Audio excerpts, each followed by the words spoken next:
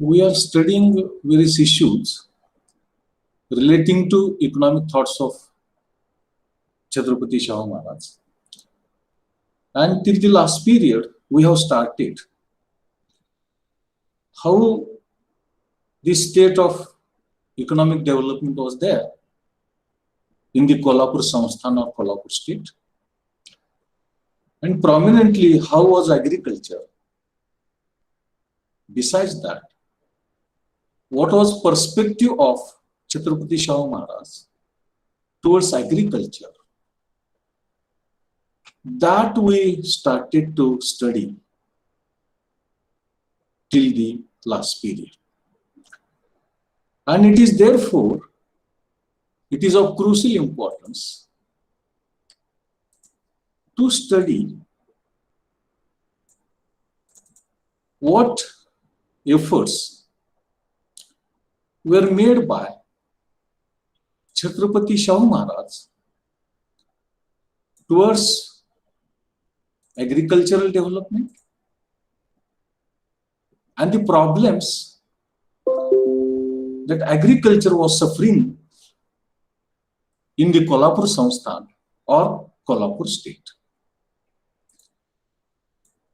सर्वांना व्यवस्थित ऐकायला येते? आवाज Yes, येतो? sir. हो सर. स्लाइड दिसते? हो स्लाइड सर. दिसते? हो सर. कुणीतरी नंतर थोडस हे घ्या स्क्रीनशॉट अटेंडन्स साठी. समृद्धी तू एक घे, अभिजित तू एक घे. Okay sir. अटेंडन्स साठी नंतर आपण हे बघत होतो की कोल्हापूर संस्थांमध्ये नेमकी आर्थिक परिस्थिती कशी आहे, कोणते आर्थिक प्रश्न कोल्हापूर संस्थांमध्ये होते आणि शेतीचं महत्व भारतीय अर्थव्यवस्थेमध्ये आणि प्रामुख्यानं आपल्या कोल्हापूर संस्थांमध्ये कसं होतं या संदर्भातलं विवेचन विश्लेषण प्रामुख्यानं करण्याचा प्रयत्न आपण गेल्या तासाला केलेला होता. मग आता प्रश्न आपल्यापुढे असं निर्माण होतो की नेमकी शेती प्रगतीची अवस्था काय होती, शेतीचं स्वरूप बघितलं आपण, शेती प्रगतीची स्थिती काय होती, शेतीच्या समस्या काय होत्या आणि प्रामुख्यानं त्या समस्या सोडवण्यासाठीच छत्रपती शाहू महाराज यांचं धोरण काय होतं, त्यांचा एक दृष्टिकोन होता शेतीकडे बघण्याचा. आणि म्हणून त्या दृष्टिकोनाचा परिणाम म्हणून शेतीचा विकास होणं आवश्यक आहे असं छत्रपती शाहू महाराजांना अत्यंत मनापासून वाटत होतं. कारण शेतीच ग्रामीण अर्थव्यवस्थेचं, शेतीच कोल्हापूर संस्थांचं महत्वाचं उत्पादक क्षेत्र होतं. अवलंबून राहणाऱ्या लोकांचं प्रमाण किंवा संख्या जास्त होती, अतिरिक्त होती. आणि त्यामुळे शेती विकासाला पर्याय नाही, ग्रामीण विकासाला पर्याय नाही, या दृष्टिकोनातून शेतीचा विकास करण्यासाठीचा प्रयत्न छत्रपती शाहू महाराजांनी फार मोठ्या प्रमाणावरती आपल्या संस्थांमध्ये केला होता. आणि म्हणून पहिल्यांदा त्यांचा जो शेतीकडे बघण्याचा दृष्टिकोन होता, तो शेतीकडे बघण्याचा दृष्टिकोन आपण विचारात घेतला की शेतीकडे ते कोणत्या दृष्टिकोनातून बघत होते, शेतीकडे बघण्याचा दृष्टिकोन त्यांचा काय होता. आणि त्यानंतर मग नेमक्या कोल्हापूर संस्थांमधल्या शेतीच्या समस्या काय होत्या, शेतीविषयक प्रश्न काय होते, शेतीच्या अनुषंगानं आव्हानं काय होती आणि ती आव्हानं त्या समस्या सोडवण्यासाठीची त्यांनी धोरणं आखण्याचा प्रयत्न केला आणि त्याची कार्यवाही, त्याची अंमलबजावणी करण्याचा प्रयत्न हा केल्याचं चित्र आपल्याला दिसतं. आणि विशेष महत्वाची गोष्ट म्हणजे त्यांचा बघण्याचा जो दृष्टिकोन होता शेतीकडे, तो अत्यंत पॉझिटिव्ह दृष्टिकोन होता, अत्यंत विधायक दृष्टिकोन होता, सकारात्मक दृष्टिकोन होता. आणि त्यामुळेच त्यांना असं वाटत होतं की शेती विकासाला पर्याय नाही, शेती विकासाला पर्याय नाही. आणि म्हणून त्याने अत्यंत सिन्सिअरली, ऑनेस्टली, रिगरसली शेती विकासाला धोरणाला प्राधान्य दिलं, प्रायोरिटी दिली असं आपल्याला लक्षात येतं. स्लाइड दिसते, स्लाइड बदलते. हो सर. बदलते स्लाइड. स्लाइड बदलते, चेंज होते का स्लाइड? हो सर. हो sir. It is therefore I started with what is the need for studying agriculture, how agriculture is the backbone of Indian economy, and consequently how agriculture was the prominent occupation in the Kolhapur Samsthan or Kolhapur state. I also in the last period tried to analyze how the agriculture is important, what linkages are there between agriculture and development activities or public development sectors, productive sectors in the economy. And in addition to that, how Simon Kuznets, a Nobel laureate, was talking about the importance and significance of agriculture and its development. In addition to that, what role agriculture can play in the developing countries like India. In that direction also, I tried to explain before you what is importance, what is significance, and more importantly, in what direction agricultural development should be endeavored, that is there. Supplementary to that, how the economic condition of the Kolhapur state was there, and prominently how agriculture was there, what was the nature, what was the salient feature, what were the peculiarities and characteristics of agriculture in the Kolhapur state of Samsthan was there. That also I tried to discuss before you. What type of land was there, what type of fertility was there, what type of soil was there, how the red soil, black soil was there, what crops were being produced, which farm implements were being used, and prominently how the land ownership system was there. Raitawa was there, Sheri was there, Dumala was there. Raitawa means land was given to tenant for cultivation. Sheri means land was belonged to the king or that of Chhatrapati Shahu Maharaj. And Dumala means land was given to Jagirdars, Inamdardars, Saranjamdars, Watans, as Watans or land, and thereby the efforts will be made so as to cultivate the land. That was the nature of agriculture. These were the salient features and characteristics of agriculture so far as Kolhapur state or Kolhapur Samsthan is concerned. Now, very importantly, what is necessary to be studied and to be discussed? How Chhatrapati Shahu Maharaj was looking at agriculture. All of us know there was a misunderstanding. There was a misunderstanding that agriculture is inferior. Agriculture doesn't increase status in the society. That is a misunderstanding. That was a misconception.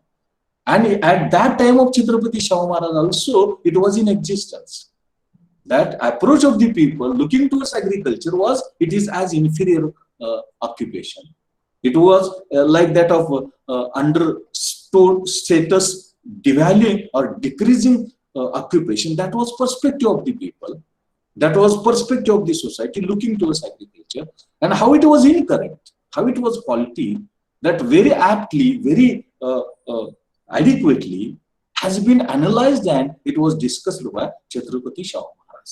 And it is again this backdrop, there is a need for discussing what was Chhatrapati Shahu Maharaj's approach or perspective looking towards agriculture was there in Kolhapur Samsthan or Kolhapur state. Now he was saying there is no excuse than agriculture development. And therefore emphasis should be given, importance should be given to agriculture development. And his justification was, his argument was that Kolhapur Samsthan is dominated by agriculture. Agriculture is the main occupation, agriculture is the source of livelihood, and more than 70% people were depending upon agriculture as the source of livelihood. It is therefore, unless and until we go for agriculture development, unless and until we endeavor to achieve development of agriculture, development of economy of the Kolhapur state, economy of the Kolhapur Samsthan was not possible, number one. Then he has very much interest in agriculture. And therefore, in 1902, he went to European countries, especially England. At that time, he surveyed, he visited number of agricultural places, number of cities, towns, and number of states and number of countries as well. And there his interest about agriculture, especially, he observed how the agriculture is there in foreign countries, how the agriculture is there in European countries, and how it is advanced, how it is mechanized, how it is commercial, and his importance, his interest about agriculture further enhanced, further increased, and therefore, because of his interest in agriculture, the Royal Agriculture Society of England gave him a membership. It was a very reputed association. It was a very reputed organization looking towards agriculture development, not only in England, but European countries as well. And it is because of his interest in agriculture and agriculture development, the Royal Agriculture Society of England gave membership to Chhatrapati Shahu Maharaj. Then he describes what is the importance of agriculture, why agriculture is necessary to be developed. He has delivered a number of speeches across the areas and across the places and across the time. And in these number of speeches, he tries to analyze what is the importance of agriculture, how agriculture is important, how it is important for the people of Kolhapur Samsthan, how it is important for the Kolhapur state or the development of Kolhapur Samsthan. Number one, he says, more than 80% population depending upon agriculture as a source of livelihood. 80% people. You can imagine 80% people were depending upon agriculture as a source of livelihood. And it is therefore the development of Kolhapur state is exclusively dependent upon agriculture industry or agricultural development. And therefore, unless and until in that direction efforts are being made, the development of Kolhapur Samsthan is not possible at all, because development of industry was very meager. It was very meager. It was very lower in Kolhapur Samsthan. And therefore, he says he has keen interest in agriculture. He was very much interested in agriculture and agriculture development, and therefore, he is helping to the people whereby agriculture development will take place. Agriculture development will take place. Again, he said, agriculture is not inferior occupation. It is superior. It is very important. It is essential. It is basic. It is valuable occupation. It is not inferior. Please don't misconcept it. Please don't misguide. Please don't undervalue agriculture. Agriculture is very important. One conference was there at Kanpur. Its name was Kurmi Kshatriya Conference. And that Kurmi Kshatriya Conference at Kanpur held, now it is in Uttar Pradesh, you might be knowing. And Chhatrapati Shahu Maharaj, president of that Kanpur conference. And in that conference, he tries to explain, he tries to describe, he tries to illustrate the importance of agriculture. He says, I am a farmer. I am not a king. I am not an administrator. I am not a superior authority. I am not a superior official. I am not an administrator. I am worker or farmer. I am farmer.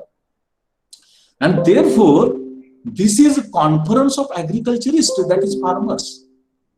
This is conference of agriculturists, that is farmers. And agricultural work is holy work. Holy work, pavitra.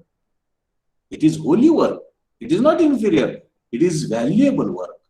And therefore, he says, agriculture sows one seed and gives thousands. Gives thousands. So, it is not inferior or bad.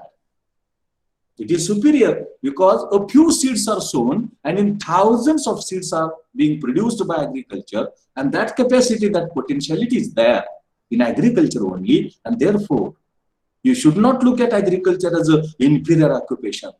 Your perspective should not be looking towards agriculture as inferior or undervaluation should not be there in the context of agriculture.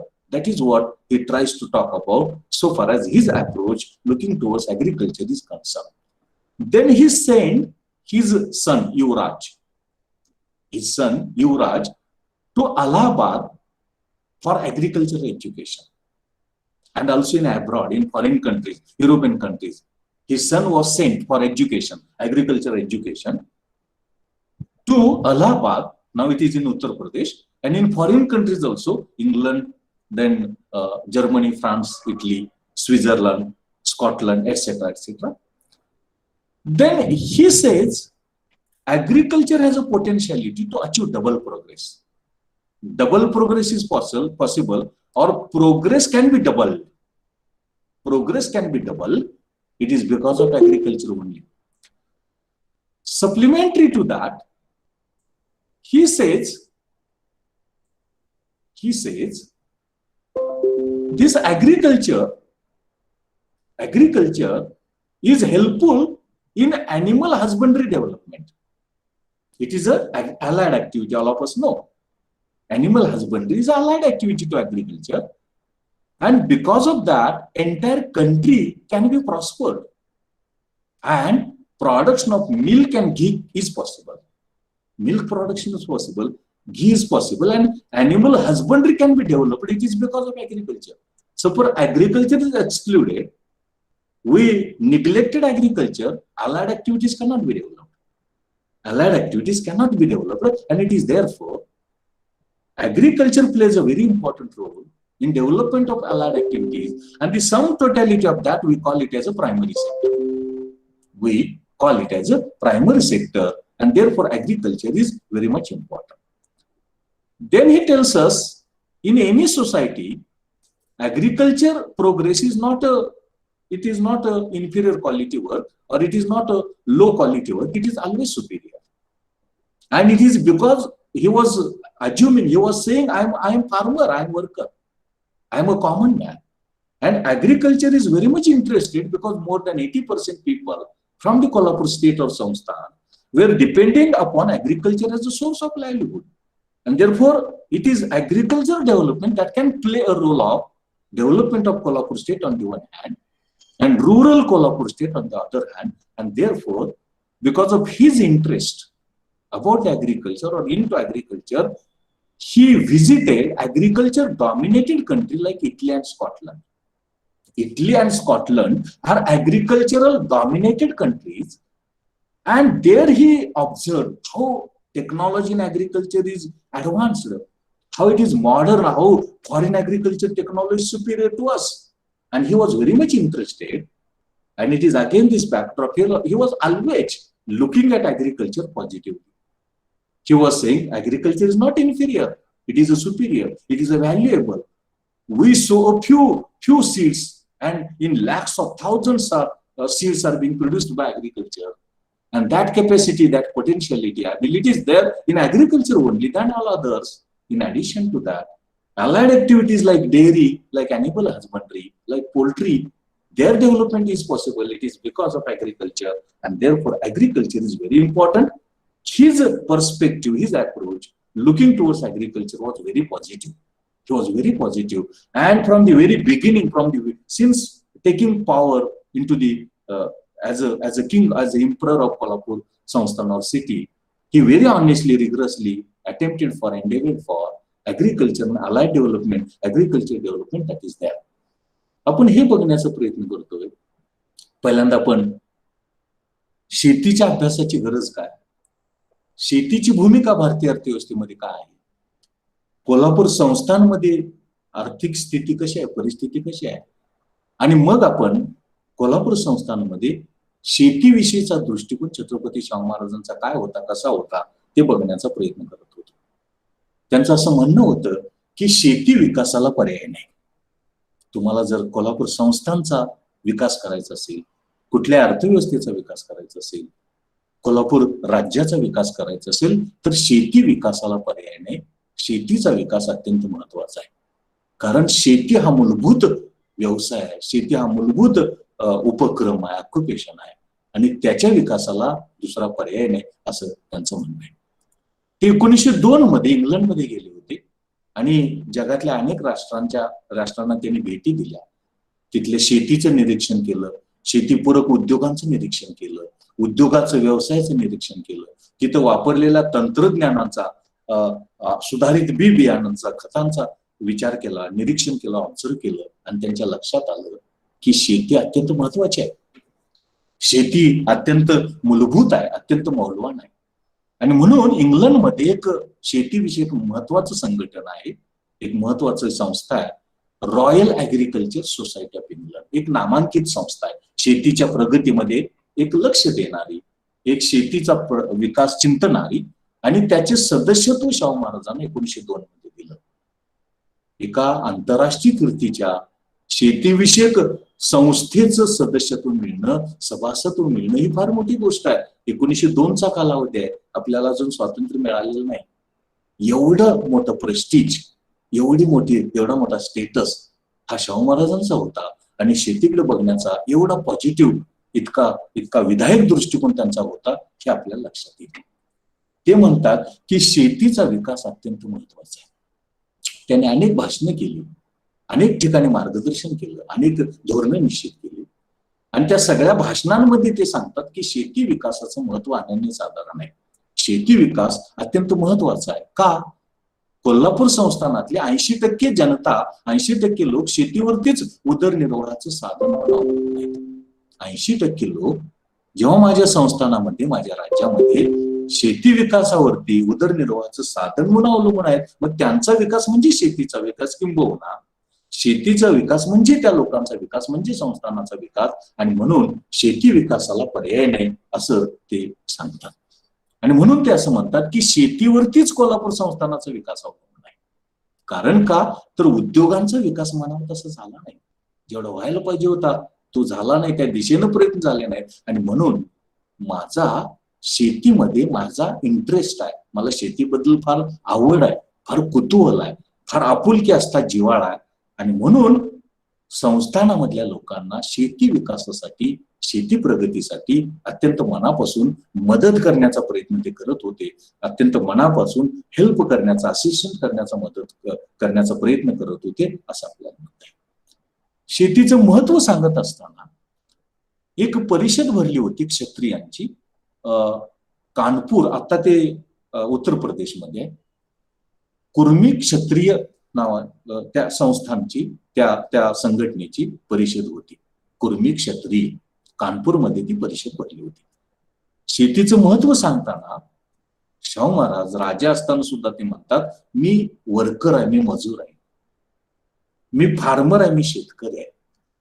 आणि ही जी परिषद आहे ही कुर्मी क्षत्रियांची परिषद असली तरी सुद्धा ही खऱ्या अर्थानं शेतकऱ्यांची परिषद आहे, शेतकऱ्यांची परिषद आहे. आणि म्हणून शेतीचं जे काम आहे ते मौल्यवान आहे, महत्वपूर्ण आहे, पवित्र आहे, होली वर्क आहे, म्हणजे पवित्र वर्क आहे. आपण कसं धर्माला पवित्र म्हणतो, धार्मिक विधींना पवित्र म्हणतो, तसं शाहू महाराज असं म्हणतात की शेतीचं काम हे पवित्र काम आहे, मौल्यवान आहे, मूल्य अधिक असलेलं ते काम आहे असं ते सांगतात.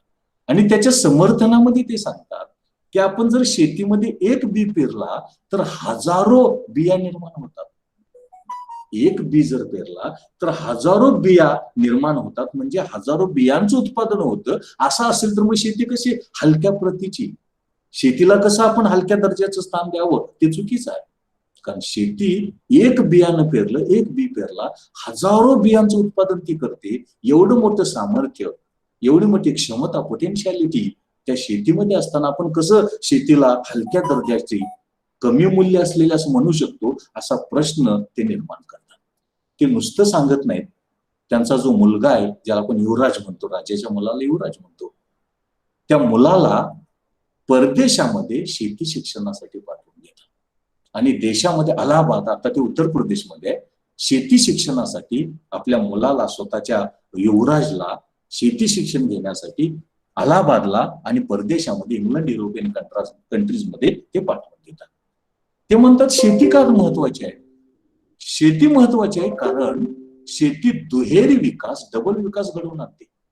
डबल विकास, दुहेरी विकास, दुप्पट विकास घडवून आणण्याची क्षमता, कुवत, पोटेन्शियालिटी ही शेतीमध्ये आहे. शेतीमधूनच आपल्याला पशुपालन, अॅनिमल हजबंडरीचा विकास करता येतो.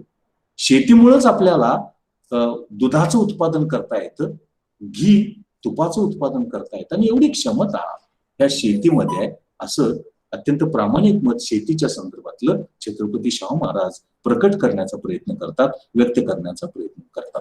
ते असं म्हणतात की शेती करणाऱ्याला या समाज व्यवस्थेमधलं स्थान जे हलक्या प्रतीचं आहे ते चुकीचं आहे. उलट शेतीच्या प्रगतीवरती या समाजाचा विकास आहे, या अर्थव्यवस्थेचा विकास आहे. आणि त्यामुळे शेती करणारा त्याचा दर्जा उत्तम आहे, त्याचा दर्जा, सामाजिक दर्जा उच्च प्रतीचा आहे आपण तो हलक्या प्रतीचा आहे असं म्हणणं म्हणजे त्याचं अवमूल्यन करण्यासारखं आहे असं शाहू महाराज म्हणतात. त्यानंतर त्यांनी काय केलं की ज्या ज्या देशांमध्ये शेतीचं प्राबल्य आहे त्या शेती प्राबल्य असलेल्या देशांना त्यांनी भेट दिली. यामध्ये इटली आहे, यामध्ये स्कॉटलंड आहे, आणि तिथली शेती बघितली त्यांनी परदेशामधली. तिथलं तंत्रज्ञान कसं आहे, तिथं जलसिंचन सुविधा कशा आहेत, तिथं बी बियाणं कसे आहेत, खतं कशी आहेत, कोणत्या अवजारांचा वापर केला जातो ते त्याने बघितलं. आणि हे सगळं बघून अगोदरच त्यांना शेतीबद्दल आस्था, आपुलकी, जिव्हाळा, माया होतीच. अगोदरच त्यांना आवड होती शेतीची. आणि पुन्हा परदेशामध्ये गेल्यानंतर तिथली ती प्रगती बघितल्यानंतर, तिथली ती आधुनिकता बघितल्यानंतर, तिथलं ते प्रगत तंत्रज्ञान बघितल्यानंतर अजून त्यांना आवड निर्माण झाली. अजून आपुलकी, अत्यंत आस्था, जिव्हाळा आणि एक स्टेटस, एक दर्जा वाढवणारा तो व्यवसाय आहे, वाढवणारं ते उदरनिर्वाहाचं साधन आहे, ते प्रगतीचं साधन आहे. अशा प्रकारचा अत्यंत विधायक, अत्यंत अत्यंत पॉझिटिव्ह दृष्टिकोन हा त्यांचा निर्माण झाला असं आपल्याला लक्षात येतं. Then I am trying to discuss before you what were the major problems of agriculture in Kolhapur state during Chhatrapati Shahu Maharaj period.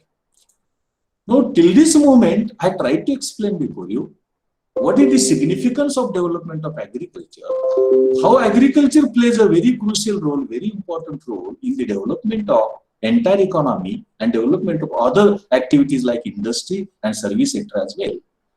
But supplementary to that, how the economic condition of Kolhapur state was there.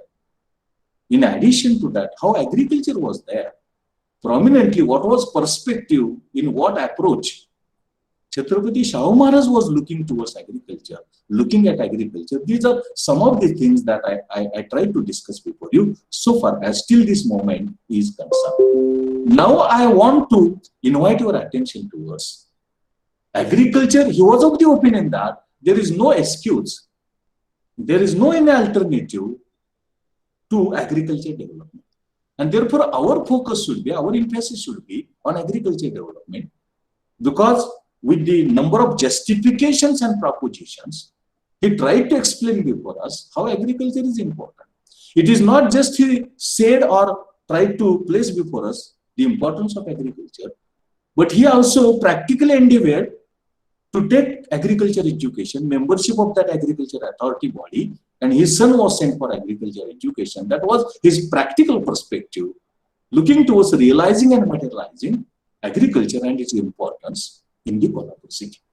Now it is a well-known fact that even he was playing a very important role, or he was giving attention towards agriculture as a very important.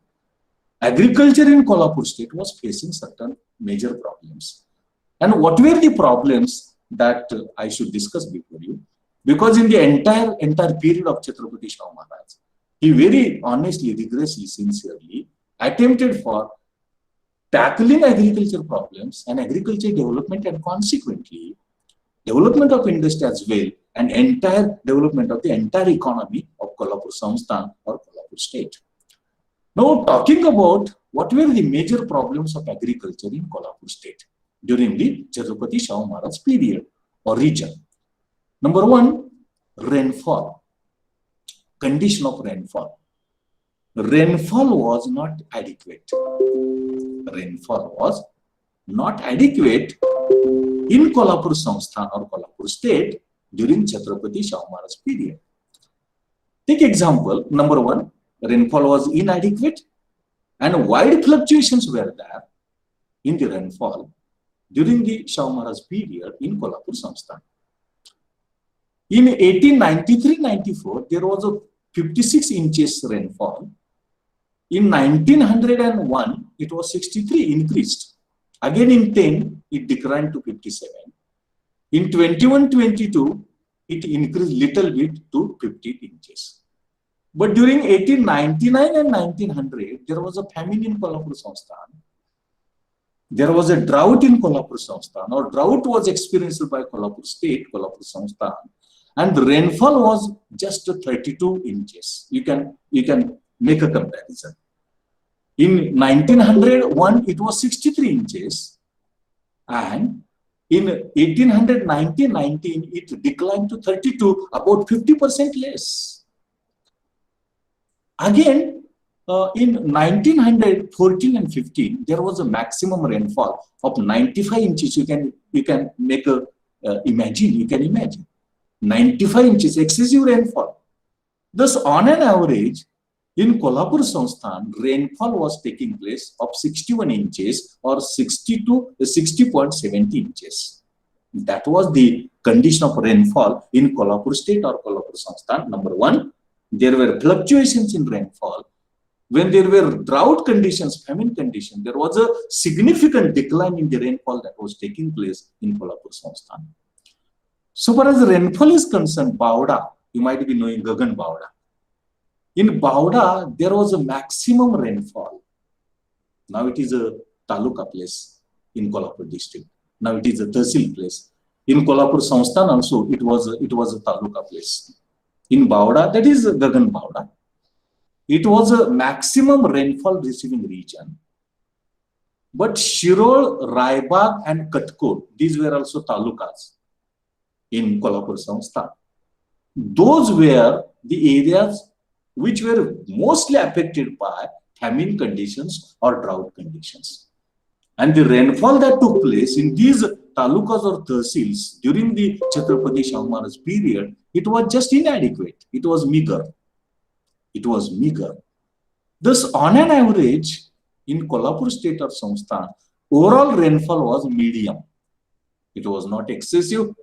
It was not more or less or more meager as well. In between, it was medium that is there. Then which principal crops were being cultivated in Kolhapur Samsthan? In Kolhapur Samsthan, cultivated land was less than cultivable land. That is, land available for cultivation was more, but actual land cultivated was less. There was a gap. There was a mismatch. And why that gap was there? That gap was because the land was kept aside for cattle grazing, for pastures, and also some land was left for tenants. And some land was not suitable for cultivation also, and consequently, cultivated land was less than the cultivable land. In other words, cultivable land was more than the cultivated land. That was one of the peculiarities so far as the agriculture land, cultivable land in Kolhapur Samsthan or Kolhapur state is to be taken into account. Now in Kolhapur Samsthan in agriculture, both Kharif and Rabi crops were being produced. Both Kharif and Rabi crops were being cultivated, being produced. And there was a double cropping. At a time, more than one crops, at least two crops were being produced, were being undertaken. Supplementary to that, cropping intensity is an indicator of agriculture development. Cropping intensity is an indicator of agriculture development. And what is that cropping intensity? Cropping intensity is the ratio of cropped area to net sown area. The ratio of gross cropped area to net sown area. That is, of the net sown area, what is its ratio to cropped area? That is known as cropping intensity. And cropping intensity is an indicator of agriculture development that is there. Now in Kolhapur Samsthan, average cropped area was 10 lakh acres. Average cropped area was 10 lakh acres. And average double cropped area was 47,054 acres. Average net cropped area was 11 lakh acres. And cropping intensity was 1.04. Cropping intensity was 1.04.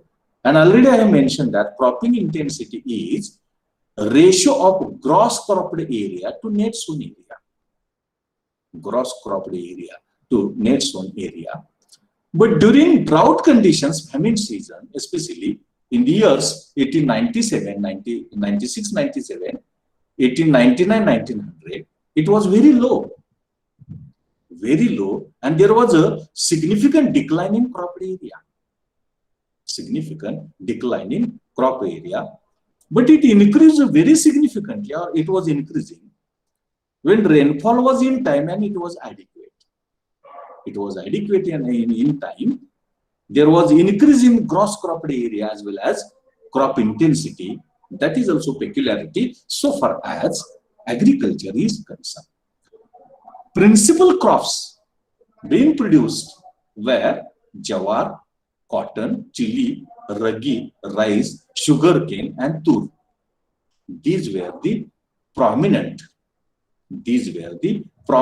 crops which were being produced. What does this mean? This means that these are the subsistence crops. Only sugarcane is a cash crop, and all others are food grains. And their value is comparatively lesser compared to the commercial crops. Only sugarcane is a cash crop. It was a cash crop, and its value was higher. It was a commercial crop. It was a cash crop. All others were food grain crops. Jawar is there, chili is there, ragi is there, and tur is there. Addition to sugarcane, cotton was also being produced.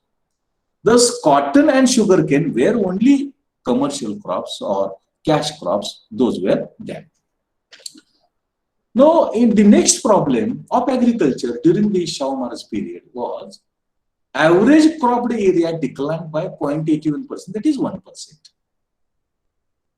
Growth rate of cropped area was just 0.21%, less than 50%, 150%.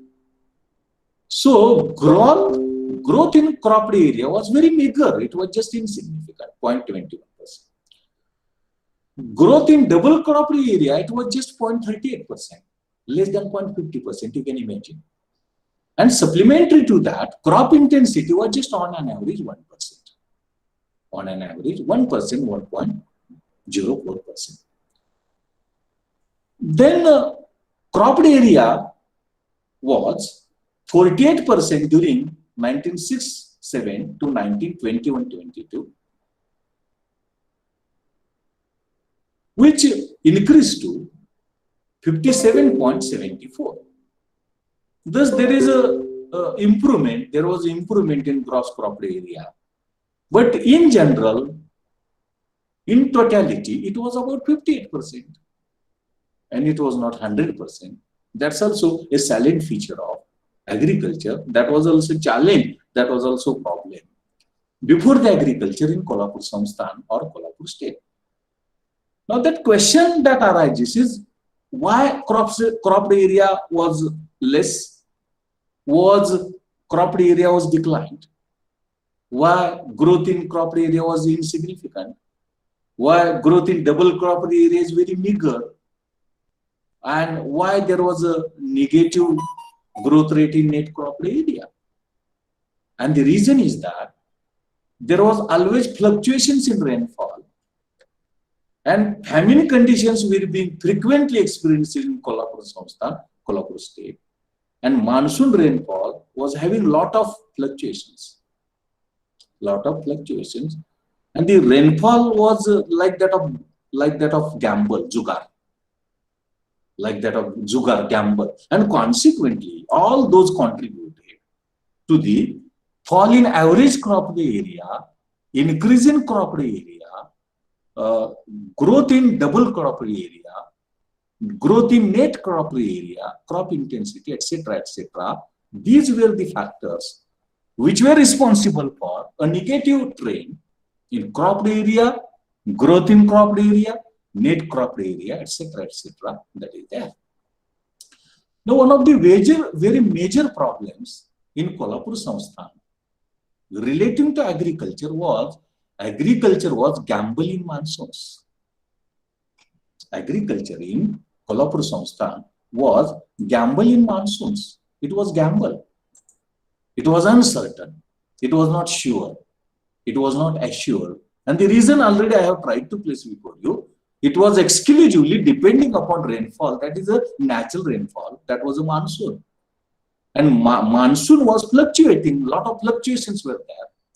Lot of ups and downs were there in the monsoon, and consequently, water to agriculture was inadequate and it was having fluctuations. It was having uncertainties. And therefore, there was urgent need for development of irrigation facilities. Because depending upon monsoon or natural rainfall for agriculture development, it is uncertain. It is not assured, it is not sure. And therefore, the major problem was to provide for irrigation facilities which can serve as a supplementary to overall irrigation facilities in Kolhapur Samsthan. And for that reason, in 1902, Chhatrapati Shahu Maharaj carried out a survey of irrigation survey of the Kolhapur state. He conducted irrigation survey of Kolhapur state, and from the very beginning, he endeavored for development of irrigation facilities in the form of construction of tanks, that is lakes, repairs of lakes. Also, a very dream project implemented, that is construction of Radhanagari Dam. And very honestly, rigorously, he endeavored for green revolution in Kolhapur Samsthan. You might be knowing, being students of economics in general and Indian economy in particular, agriculture economy in particular, we heard of green revolution in 1975-76. 1975-76. But Chhatrapati Shahu Maharaj was endeavoring for green revolution in 1902. In 1902. So how visionary he was, and in what perspective he was looking at agriculture, and consequently, how he was endeavoring for agriculture development and especially irrigation facilities development. Because monsoon, agriculture was gamble on monsoons, and there was acute uncertainty, higher intensively uncertainty, higher gravity intensity, so far as uncertainty is concerned. And therefore, he tried for green revolution by development of irrigation facilities in Kolhapur Samsthan. In addition to that, what he found as major problems of agriculture in Kolhapur Samsthan, Kolhapur state during the Chhatrapati Shahu Maharaj's rule or period was, in 1907, there was one conference on 8 November 1970. And in that conference, he tried to discuss what are the status of agriculture and what problems agriculture from Kolhapur Samsthan or of Kolhapur Samsthan was facing, was experiencing. He said 80% population depending upon agriculture, and definitely, and therefore, agriculture is the economy of Kolhapur Samsthan, or economy of Kolhapur state is agriculture economy, and therefore, agriculture has an increased importance or place in Kolhapur Samsthan. Cultivators from Kolhapur Samsthan or state know very well how to conduct or how to cultivate agriculture. They are the best cultivators. They are the knowledgeable farmers. They are the knowledgeable cultivators. But the methods which are being used for agriculture production and cultivation, those were very, very crude and old and outdated. And consequently, that was affecting development of agriculture and consequently economic development of the entire economy. And therefore, agriculture in Kolhapur Samsthan or state was handicapped. It was paralyzed. It didn't achieve that development which was having its potentiality. As per potentiality, it didn't achieve development because it was handicapped. And there is a need for removing these disabilities or problems. These are the problems, these are the disabilities of agriculture in Kolhapur state of Samsthan, and their removal is of crucial importance. Their removal is very much important because unless and until these disabilities or these problems or the challenges before the agriculture are tackled, are solved, it is not possible for us. The development of agriculture in general an entire economy in particular, and therefore there is a need for rigorous, sincere, and honest efforts directed towards agriculture development that is there, and it is therefore there is a need for continuous efforts towards agriculture development, tackling challenges and problems before the agriculture in Kolhapur Samsthan that is there. Then he talks about what are the basic problems, what are the major challenges, what are the major disabilities, what are the major problems that agriculture of Kolhapur Samsthan was facing. And he describes these as disabilities. And the disabilities or problems of agriculture in Kolhapur Samsthan identified by Chhatrapati Shahu Maharaj has been classified into 4 categories. He classifies disabilities of agriculture, problems of agriculture into 4 categories. Number 1, illiteracy. Number 2, cheap supply of credit or capital. Number 3, small sized land holdings, small holdings. Number 4, mechanization and disposal of production. Mechanization of agriculture and disposal of agriculture produce that has been undertaken, that has been produced in Kolhapur Samsthan. These were the major challenges, major problems, major disabilities: illiteracy, supply of cheap credit or cheap capital, small sized land holding, and mechanization of agriculture and disposal of agriculture produce. These are the major problems that Chhatrapati Shahu Maharaj identified, detected, recognized, and in that direction, in the his entire life endeavored to overcome the challenges, to overcome these disabilities, and his intention was agriculture development should take place. And he very sincerely, honestly, rigorously attempted to achieve agriculture development, and consequently challenging or challenges which agriculture from the Kolhapur Samsthan or state was experiencing. आपण हे पहिल्यांदा बघण्याचा प्रयत्न केला की छत्रपती शाहू महाराजांचा शेतीकडे बघण्याचा दृष्टिकोन कसा होता, तो कसा विधायक होता, ते कसे स्वतःला मजूर समजत, कसे स्वतःला शेतकरी समजत, आणि एका विधायक दृष्टिकोनातून ते शेतीकडे बघत होते. आणि शेतीचा विकास म्हणजे संस्थांचा विकास, शेतीचा विकास म्हणजे कोल्हापुरातल्या या समाजाचा विकास, लोकांचा विकास, त्यांचा विकास म्हणजे सामाजिक कल्याणाचा विकास, या दृष्टिकोनातून ते शेतीकडे बघत होते. आणि म्हणून शेती आणि शेतीपूरक व्यवसायाच्या विकासाकडे एक विधायक दृष्टिकोनातून, एक मौल्यवान व्यवसाय म्हणून, एक मौल्यवान उपक्रम म्हणून आपण बघायला पाहिजे, हे ते सांगण्याचा प्रयत्न करतात. आणि म्हणून शेती विकासाला पर्याय नाही, किंबहुना शेतीचा विकास झाला तर उद्योगाचा विकास होईल, आणि उद्योगाचा विकास झाला तर सर्व संपूर्ण अर्थव्यवस्थेचा विकास होऊ शकेल. अशा प्रकारचा दृष्टिकोन, विधायक दृष्टिकोन, पॉझिटिव्ह अप्रोच त्यांचा शेतीकडे बघण्याचा होता, असं आपल्याला म्हणत आहे. त्यानंतर आपल्याला नेमक्या कोल्हापूर संस्थानामध्ये छत्रपती शाहू महाराजांच्या काळामध्ये शेतीविषयक समस्या, आव्हानं, प्रश्न कोणते होते याचा विचार करायचा आहे. पण त्याचपूर्वी कोल्हापूर संस्थानातली जी शेती होती, जे शेती क्षेत्र होतं, शेती व्यवसाय होता, त्याची काही ठळक वैशिष्ट्य आहेत, त्याचे काही सायलेंट फीचर्स आहेत, त्याचे काही अविभाज्य अंग आहेत. ती सायलेंट फीचर्स कोणती होती, ती ठळक वैशिष्ट्य कोणती होती, त्या ठळक वैशिष्ट्यांचा सुद्धा विचार आपल्याला त्या अनुषंगानं करणं आवश्यक आहे, त्या अनुषंगानं करणं गरजेचं आहे, असं आपल्याला म्हणता येईल.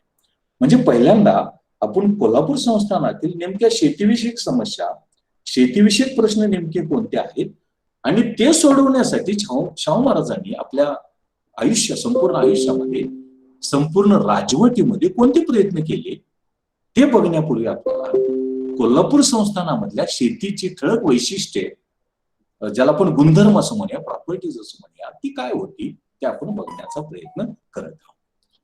पहिलं म्हणजे तिथं पाऊसमान कसं होतं.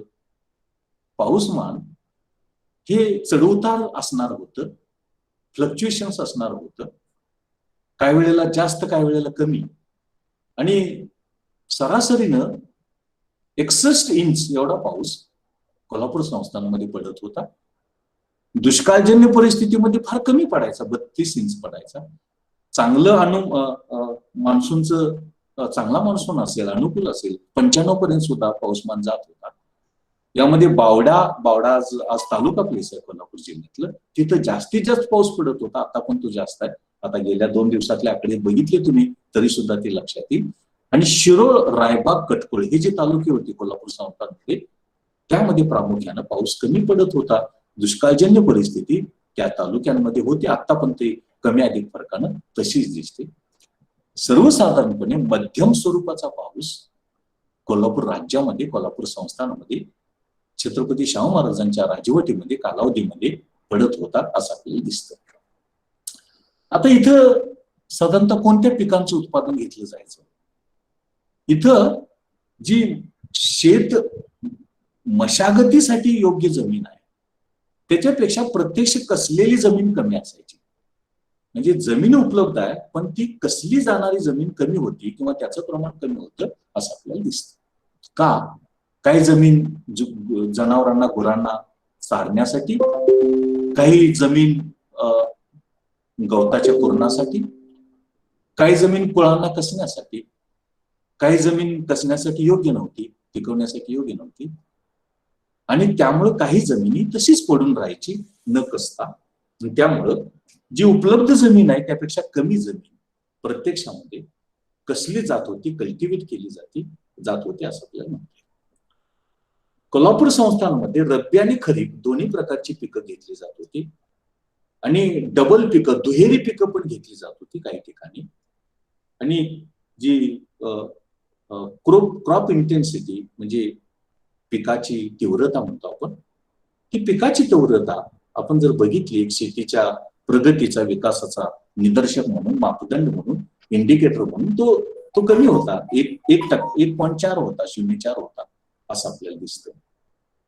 आणि प्रामुख्यानं या संस्थानामध्ये सरासरीनं एवढी शेतजमीन कसली जायची, एवढी शेतजमीन दुहेरी पिकं घेण्यासाठी वापरली जायची, एवढी शेतजमीन निव्वळ कसली जायची, पिकाची तीव्रता एवढी होती 1.04. प्रामुख्यानं दुष्काळजन्य परिस्थितीमध्ये कमी असायची ती. इतर वेळेला जर नॉर्मल पाऊस पडला तर ती अधिक असायची. ज्वारी, कापूस, मिरची, नाचणी, तांदूळ म्हणजे भात, ऊस आणि तूर ही पिकं प्रामुख्याने घेतली जात होती. त्यामध्ये आपण कापूस आणि ऊस सोडला तर बाकीची अन्नधान्याची पिकं होती असं आपल्याला म्हणतात.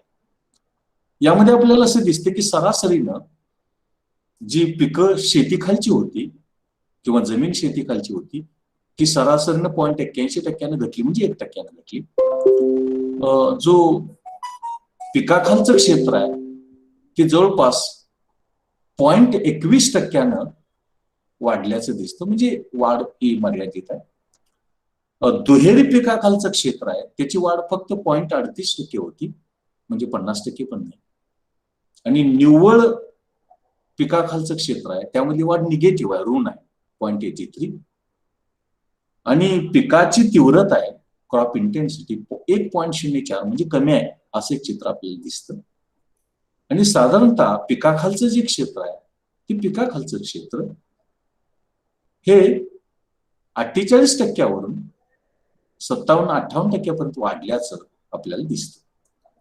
मग याची कारणं काय?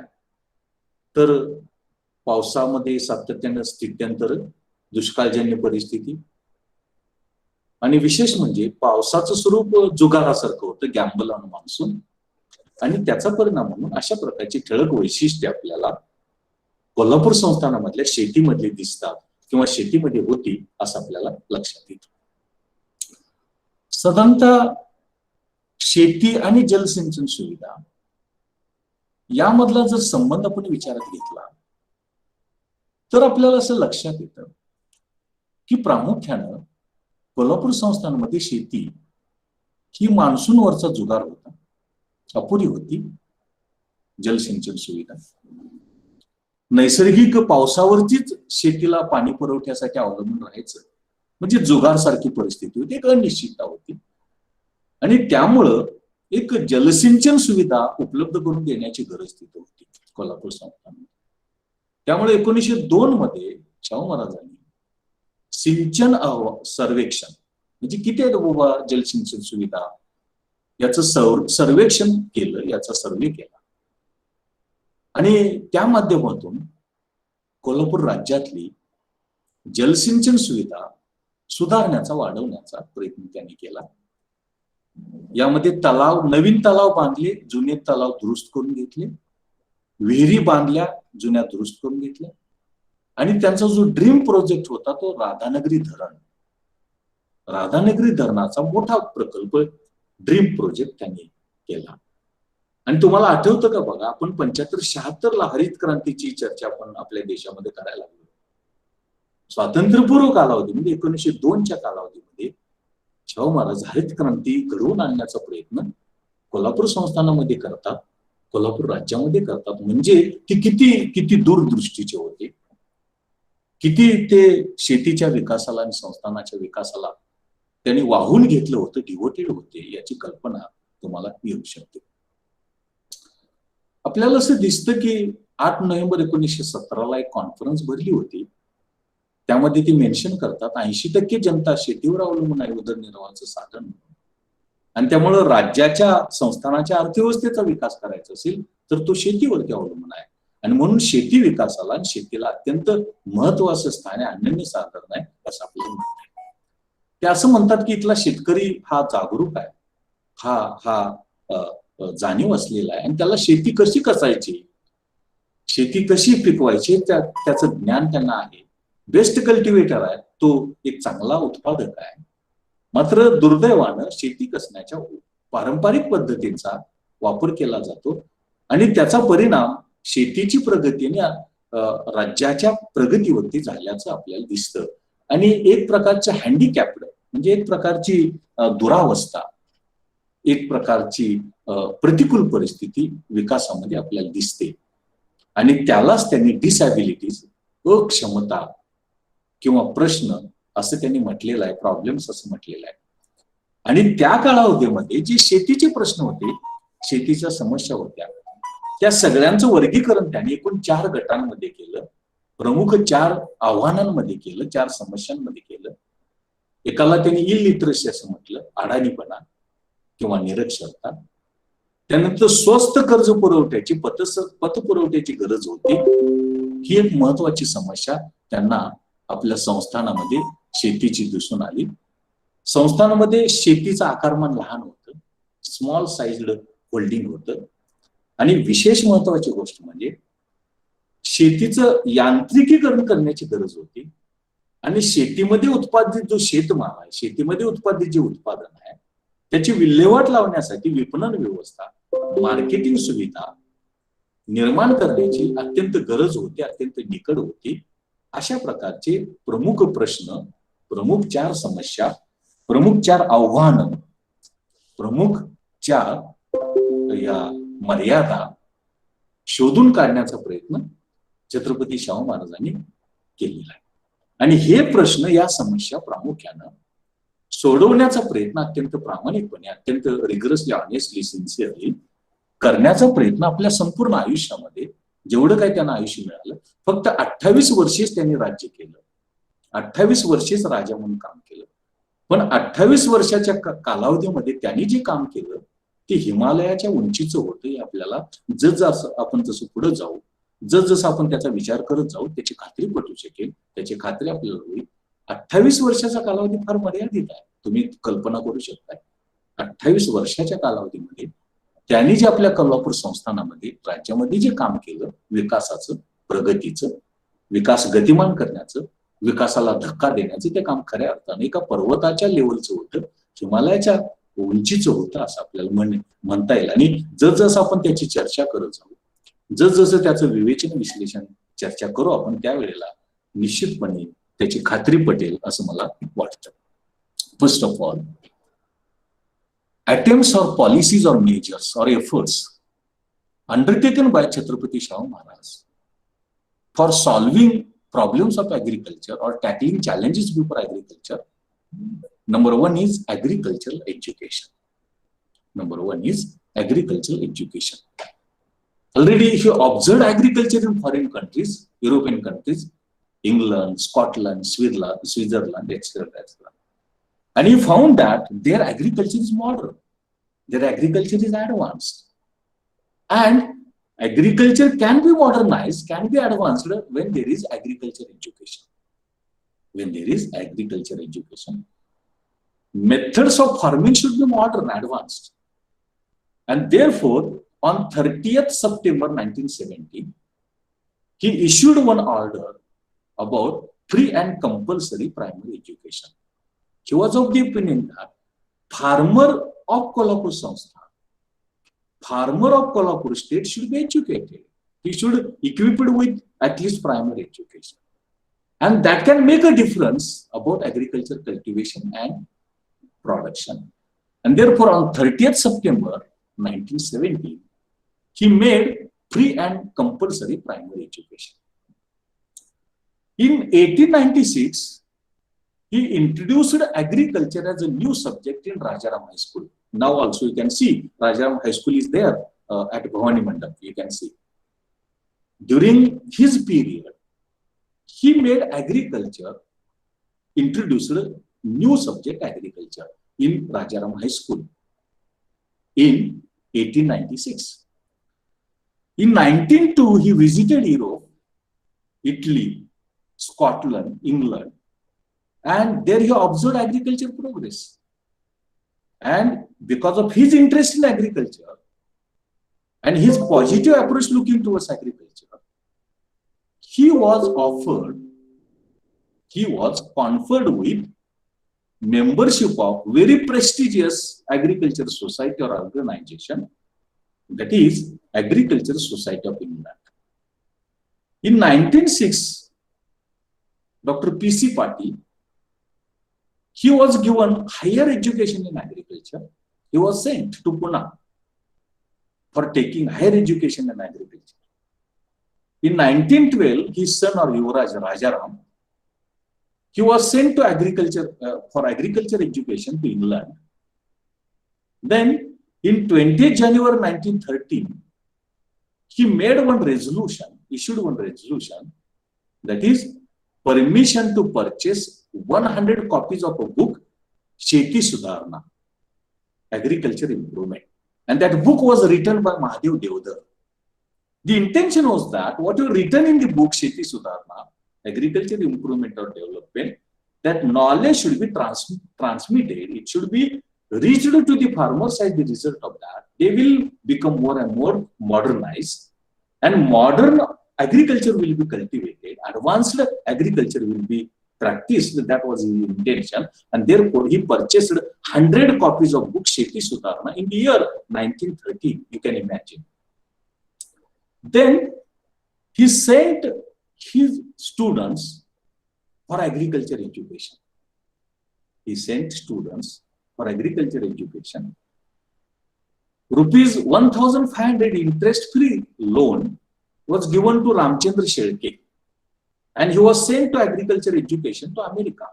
Ramchandra Shelke, he was sent to America for agriculture education, for which loan, interest-free loan of 1,500 was given to Ramchandra Shelke. Then he gave permission to take education at least 2 to 3 hours in the morning and in the evening also to farmers and farmer students. In the evening and in the morning for 2 to 3 hours, farmers and students can take education. Intention was that when farmers will become literate, in that direction efforts will be made to take agriculture in modern perspective, in advanced perspective. Then in 1921, he sent his son to Dehradun for forest education, because forest is an allied activity, it is related to agriculture. Therefore, his son was sent to Dehradun for forest education. On 14th April 1922, Rajaram permitted Ramchandra Pandit to give education of agriculture at Karad. Rajaram Maharaj, son of Chhatrapati Shahu Maharaj, gave permission to Ramchandra Pandit at Karad to provide agriculture education. Very importantly, he established the Agriculture Institute, namely the King Edward Agricultural Institute.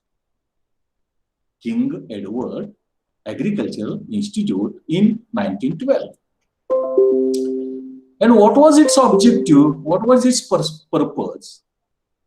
Its objective was to spread knowledge of improving agriculture. Then that institute was experimental institute. Experiments in agriculture were conducted in the King Edward Agricultural Institute. King Edward Agricultural Institute. To set up this institute, he collected fund of 33,974 in the year 1913-34, and he contributed 5,000 rupees. And he was giving rupees 1,000 grant per annum to King Edward Agricultural Institute. Institute appointed one demonstrator to provide information about agriculture practices in Gadinglas Peta, that is Taluka, in November 12. This institute introduced improved farm implements, fertilizers, manures, then furnaces for boiling sugarcane, and advanced or variety new seeds of agriculture. He purchased some farm implements and was giving on hire to laborers at lower charges, to farmers at lower charges.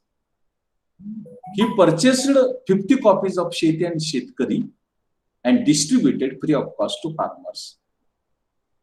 The fund collected for Edward Agriculture Institute was 33,974 in 1913-14, which raised to 34,249 in 1990-20, and he spent 1,337 in 1913-14, which increased to 601 in 1921-22, and in this way he tried for agriculture development.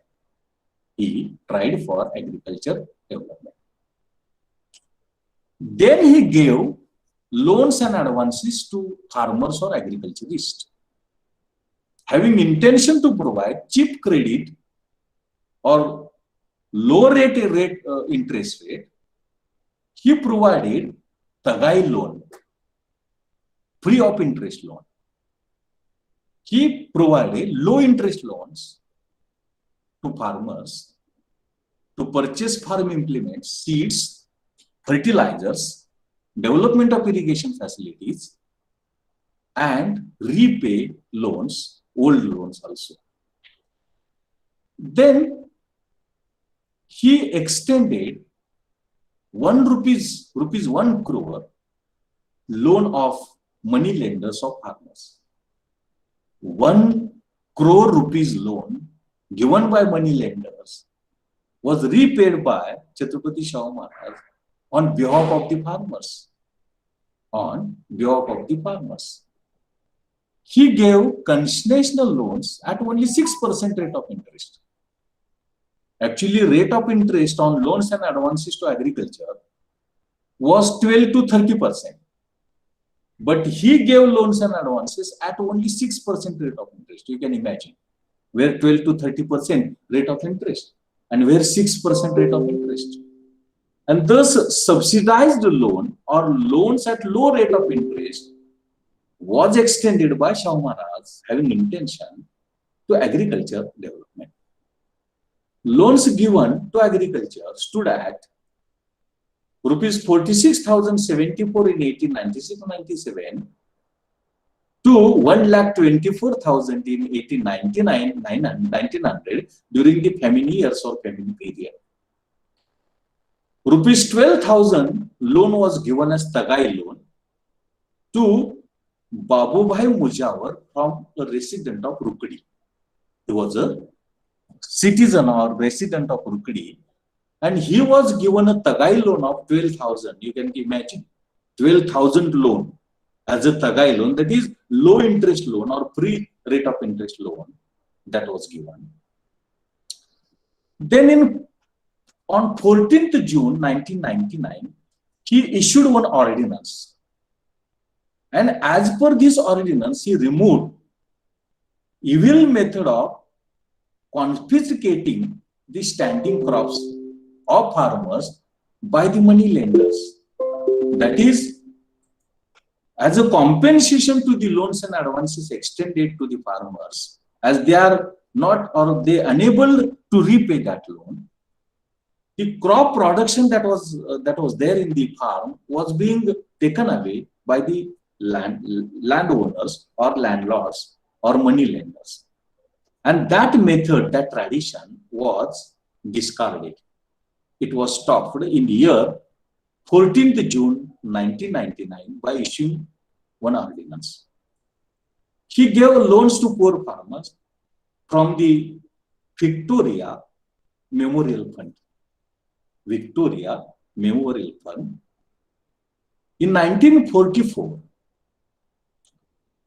33,000 rupees in 907-8, which increased to 46,030 in 920-21. That is, to repay loans of money lenders by the farmers, he extended loans to the farmers, poor farmers, from Victoria Memorial Fund.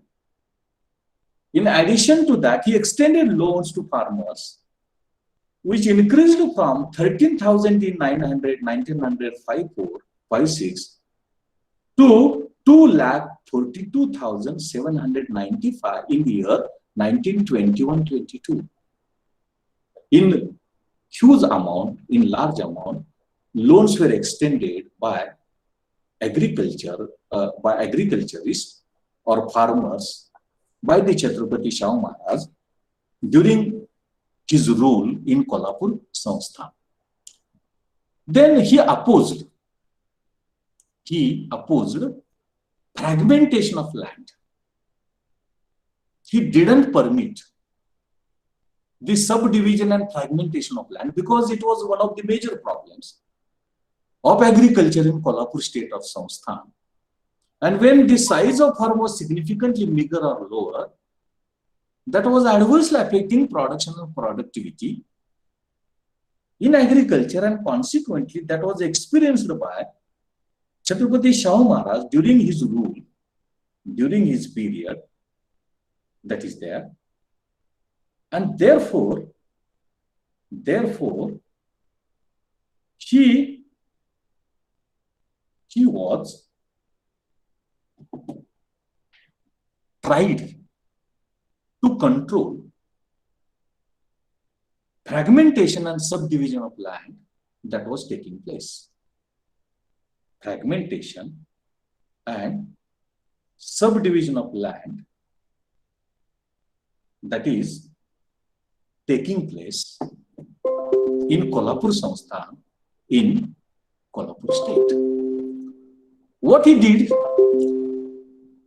number one, he in 1930 issued an order that land of inams is indivisible. No land of inams will be divided.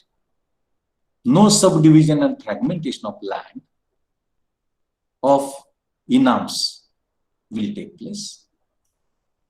Then on 21st and 22nd March 1920, he organized one conference of depressed communities, backward communities at Mangaon near Kolhapur. And he declared there no watans or no land will be fragmented and subdivided. No land can be subdivided. No land can be fragmented. Then he consolidated land up to 10 acres. He issued an order that land up to 10 acres should be consolidated. Consolidation of land was endeavored. Then he converted Inam land and converted that land into Raitawa on 19th May 1921, having intention to restrict fragmentation and subdivision of land and increasing size of land so that productivity of land will not be adversely affected. Size of land will not be an obstacle so far as agriculture development is concerned. Then he stopped wet vigari, that is slavery system of farmers, agriculture laborers.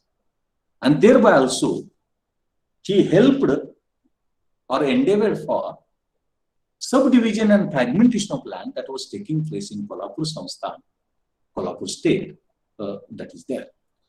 Thus, as subdivision and fragmentation of land is a hindrance, is an obstacle. So far as agriculture development is concerned, that was a problem in Kolhapur state or Samsthan. And identifying the severity and intensity of that problem, he endeavored a lot to consolidate land and restricting, arresting subdivision and fragmentation of land in Kolhapur Samsthan, that is there. Supplementary to that, he also encouraged farmer organization of farmers. He implemented Cooperative Act in Kolhapur state and Jahagiris in 1904 and 1912 Cooperative Act implemented in Kolhapur state and Jahagiris of Kolhapur. Then, to provide credit or loans and advances to agriculture, he encouraged the establishment of cooperative organizations and societies. Cooperative organizations and societies he established, having intention to provide cheap credit supply, to agriculture, farmers and workers. He extended low rate of interest loans and advances to agriculture, to farmers, to laborers through this cooperative credit supply, through these cooperative organizations. In that direction, the efforts was made to set up cooperative institutions, to set up cooperative societies, and whereby they will be in a position to extend loans and advances at low rate of interest, at low interest rate, sometimes free rate of interest. And in that direction, the effort was made so far as the agricultural development and removing paralysis or handicaps, those were there in agriculture of Kolhapur Samsthan or state, that is there. बघा, पहिल्यांदा छत्रपती शाहू महाराजांनी काय केलं की कोल्हापूर संस्थांच्या नेमक्या समस्या काय आहेत, नेमके प्रश्न काय आहेत, नेमके प्रॉब्लेम्स काय आहेत, ते प्रॉब्लेम्स पहिल्यांदा ओळखण्याचा, शोधून काढण्याचा प्रयत्न केला. त्यांना असं दिसलं की कोल्हापूर संस्थानाच्या मागास शेतीचं, अप्रगत शेतीची एकूण 4 कारणं त्यांना सापडली, एकूण 4 समस्या त्यांना सापडल्या. एक म्हणजे निरक्षरता किंवा अज्ञान, स्वस्त कर्ज पुरवठा, क्रेडिट सप्लाय, पतपुरवठा, लहान आकाराची शेती किंवा विखुरलेली शेती आणि यांत्रिकीकरण, शेतीचं यांत्रिकीकरण आणि उत्पादित शेतमालाची विक्री, विल्हेवाट, या 4 समस्या त्यांना प्रामुख्यानं आढळल्या आणि त्या माध्यमातून त्या सोडवण्यासाठीचा प्रयत्न हा त्यांनी आपल्या माध्यमातून केल्याचं दिसतं. पहिल्यांदा त्यांनी काय केलं की शेती शिक्षण वाढवण्याचा प्रयत्न केला किंवा शेती क्षेत्रामध्ये शिक्षण, प्रगती आणि विकास करण्याचा प्रयत्न हा त्याने केला. शेतीमध्ये आधुनिकता आणण्याचा प्रयत्न केला. शेती कसण्याच्या पद्धती आधुनिक कशा आणता येतील याचा त्यांनी प्रयत्न केला. 30 सप्टेंबर 1917 एक आदेश काढला आणि त्या आदेशाप्रमाणे प्राथमिक शिक्षण सर्वांना फ्री, मोफत आणि सक्तीचं केलं. अपेक्षा अशी होती की इथला शेतकरी, इथला शेतमजूर, इथला विद्यार्थी, शेतकऱ्यांचा पाल्य हा शिक्षण मोफत आणि सक्तीचं प्राथमिक घेऊ शकेल आणि त्याचा वापर आपल्याला शेती प्रगतीसाठी करता येईल. त्यांनी 1896 मध्ये राजाराम हायस्कूल, आता सुद्धा तुम्ही भवानी मंडपात गेला तर ते राजाराम हायस्कूल तुम्हाला बघायला मिळू शकते. त्या राजाराम हायस्कूलमध्ये त्यांनी शेती हा नवीन विषय चालू केला. अपेक्षा अशी होती की शेतकऱ्याला ज्ञान मिळावं, शेतकऱ्याच्या मुलाला ते ज्ञान मिळावं.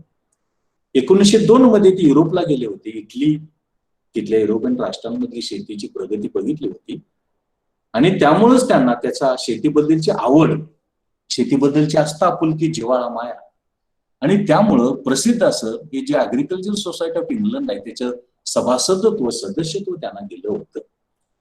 याबरोबरच त्यांनी काय केलं, PC पाटील यांना 1906 मध्ये पुण्याला शेतीतलं उच्च शिक्षण घेण्यासाठी पाठवलं. 1912 त्यांचा जो मुलगा आहे युवराज राजाराम, त्याला शेती शिक्षणासाठी इंग्लंडला पाठवलं. 20 जानेवारी 1913 त्यांनी शेती सुधारणा हे जे पुस्तक आहे महादेव देवधर यांनी लिहिलेलं, त्याच्या 100 प्रती विकत घेतल्या आणि त्या मोफत वाटून टाकल्या शेतकऱ्यांना. शेती शिक्षण वाढवण्याबरोबर रामचंद्र शेळके नावाचा एक विद्यार्थी होता, त्याला अमेरिकेमध्ये शेतीचं शिक्षणाला पाठवलं आणि 1500 रुपयाचं त्यावेळेला व्याज मुक्त कर्ज त्यांनी दिलं. याबरोबरच इथला शेतकऱ्यांची मुलं ही शिकावीत आणि त्या ज्ञानाचा वापर शेतीमध्ये व्हावा, शेतीच्या प्रगतीसाठी व्हावा म्हणून त्यांनी काय केलं की संध्याकाळी 3 तास, सकाळी 3 तास शेतकऱ्याला आणि त्यांच्या मुलांना शिक्षण सुविधा, शिक्षण देण्याची व्यवस्था उपलब्ध करून दिली किंवा शिक्षण सुविधा विकसित करण्याचा प्रयत्न केला, निर्माण करण्याचा प्रयत्न केला असं आपल्याला दिसतं. याबरोबरच त्यांनी काय केलं की आपला मुलगा त्याला डेहराडूनला पाठवलं आणि जंगल, वन्यविषयक शिक्षण घेण्यासाठी त्याला डेहराडूनला पाठवलं. त्यानंतर राजाराम महाराज, त्यांचा मुलगा, यांनी 1922 मध्ये काय केलं, छत्रपती शाहू महाराजांच्या मृत्यूनंतर रामचंद्र पंडित नावाची एक व्यक्ती कराडमध्ये, त्यांना शिक्षण देण्याचं स्वातंत्र्य दिलं, शिक्षण पुरवण्याचं त्यांना परवानगी दिली. त्यानंतर किंग एडवर्ड नावाची शेती संस्था स्थापन केली. अपेक्षा अशी होती की शेतीचं शिक्षण, शेतीचा विकास, प्रगती व्हावी. शेतीचे वेगळे प्रयोग, एक्सपेरिमेंट्स तिथं त्या संस्थेमध्ये केले जात होते. त्यासाठी त्यांनी निधी गोळा केला. त्याचबरोबर स्वतःचं 5000 रुपयाचं योगदान दिलं आणि वर्षाला 1000 रुपयाचं अनुदान ते देत होते. त्याबरोबर गडिंग्लज तालुक्यामध्ये त्यांनी शेतीचं शिक्षण शेतकऱ्यांना देण्यासाठी 1912 मध्ये त्या संस्थेच्या शिक्षकांची, डेमॉन्स्ट्रेटरची व्हिजिट आयोजित केली किंवा भेट घडवून दिली. आधुनिक अवजारं, खतं, बी बियाणं यासारख्या सुविधा उपलब्ध करून देण्याचा प्रयत्न केला. एवढंच नव्हे तर आधुनिक अवजारं विकत घेण्यासाठी त्यांनी कर्ज पण उपलब्ध करून दिलं आणि शेती आणि शेतकरी एक पुस्तक होतं, त्याच्या 50 कॉपीज त्यांनी विकत घेतल्या आणि शेतकऱ्यांना मोफत वाटून दिल्या. आणि याबरोबरच या संस्थेचा निधी गोळा करण्यामध्ये त्यांनी महत्वाची भूमिका बजावली. एवढंच नव्हे तर 1337 रुपये खर्च 1913-14 मध्ये केला. 18-19 मध्ये 2134 एवढा खर्च केला आणि 21-22 मध्ये 601 एवढा खर्च केला. आणि अशा पद्धतीनं शेतीची प्रगती घडवून आणण्यासाठी या संस्थेच्या माध्यमातून शेतीचा विकास, शेतकऱ्यांचा विकास, शेतमजुरांचा विकास करण्यासाठीचा त्यांनी प्रयत्न केल्याचं आपल्याला दिसतं. त्यानंतर त्यांनी काय केलं की शेतकऱ्यांना कर्ज पुरवठा करण्याचा प्रयत्न केला. शेतकऱ्याला स्वस्त आणि कमी व्याजदरानं आणि पुरेसा कर्ज पुरवठा करण्याचा प्रयत्न आपल्या संस्थानामध्ये त्यांनी केला. व्याज विरहित तगाई कर्ज दिली, तसंच कमी व्याजदराची कर्ज सुद्धा त्यांनी दिली. यामध्ये अवजार, बी बियाणं, खतं, जलसिंचन सुविधा या निर्माण करण्यासाठी, वाढवण्यासाठी कर्ज दिली, व्याज विरहित कमी व्याजाची. आणि त्याचबरोबर जुनी कर्ज जर परत फेडणं शक्य नसेल तर त्या कर्ज परतफेडीसाठी सुद्धा त्यांनी कर्ज देण्याचा प्रयत्न केला. जे सावकारांचं कर्ज होतं ते 1 कोटी रुपयांचं कर्ज फेडण्याचा प्रयत्न शाहू महाराजांनी केला. आणि कर्ज 6% दरानं दिलं. प्रत्यक्षामध्ये व्याजाचा दर 12 ते 30% होता. म्हणजे तुम्ही कल्पना करू शकता की 12 ते 30% व्याजाचा दर कुठं आणि 6% व्याजाचा दर कुठं. 6% व्याजानं म्हणजे अत्यंत अल्प व्याजदरानं शेतकऱ्यांना कर्ज पुरवठा करण्याचा प्रयत्न केला. आणि कर्जाची रक्कम पण 46,074 रुपयाचं कर्ज 1896-97 मध्ये दिलं. 99-1900 मध्ये 1,24,000 रुपयाचं कर्ज दिलं. म्हणजे ज्यावेळेला दुष्काळजन्य परिस्थिती होती त्यावेळेला कर्जाचं फार मोठ्या प्रमाणावरती वाटप छत्रपती शाहू महाराजांनी केल्याचं आपल्याला दिसतं. त्याचबरोबर त्यांनी काय केलं की तगाई कर्जाचं वाटप दिलं. एक बाबूभाई मुजावर नावाचे एक शेतकरी होते, रुकडी जवळच आहे कोल्हापूरच्या. त्याला 12,000 रुपयाचं कर्ज दिलं आणि त्या माध्यमातून सावकारचं कर्ज परत फेडण्याची व्यवस्था त्यामध्ये केली. जे सावकार आहेत त्या सावकारांनी कर्ज पुरवठा कसा करावा त्याची नियमावली त्यांनी तयार केली. आणि त्यावेळेला एक वाईट प्रथा होती. वाईट प्रथा अशी होती की सावकार काय करायचा, ज्या शेतकऱ्यांनी कर्ज घेतलेले आहे त्याच्या शेतीतलं पीक तो काढून घ्यायचा. ती प्रथा त्यांनी बंद केली.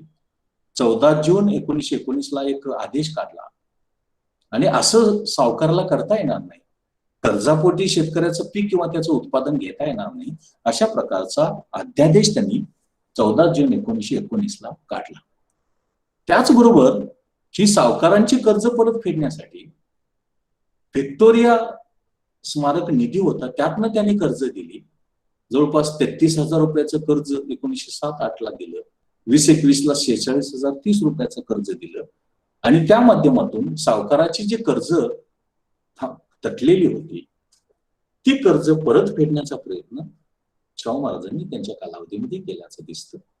आणि एकूण शेतीला कर्ज पुरवठा 1905-06 13,000चा होता, तो 21-22 2,42,795 पर्यंत वाढला. म्हणजे एवढ्या मोठ्या प्रमाणावरती कर्ज पुरवठा करण्याचा प्रयत्न आणि शेतकऱ्याला सावकाराच्या या कर्जाच्या सापळ्यातून बाहेर काढण्याचा प्रयत्न हा शाहू महाराजांनी आपल्या संस्थानामध्ये केला होता.